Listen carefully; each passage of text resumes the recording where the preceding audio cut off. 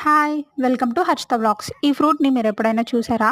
దీన్ని water Apple fruit అంటారు. నార్మల్‌గా దీన్ని ఎవరన్నా చూస్తే ముద్ద మామిడి చెట్టేమో అనుకుంటారు. ఎందుకంటే వాటర్ యాపిల్, క్యాష్యూ నట్ 2 ఒకే షేప్‌లో ఉంటాయి. కానీ ఇది వాటర్ యాపిల్ ఫ్రూటు. చూడండి ఎంత క్యూట్‌గా ఉన్నాయో ఇవి. ఇది గట్టిగా తెంపుతున్నాను నేను రాలేదు. లాస్ట్‌కి ఎలాగోలా వచ్చింది.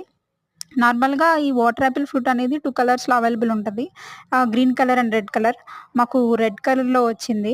ఇలా స్టెమ్‌కి గుత్తులు గుత్తులుగా కాసున్నాయి. చూడండి ఎంత హెవీగా ఉన్నాయో ఒక్కొక్క స్టెమ్‌కి.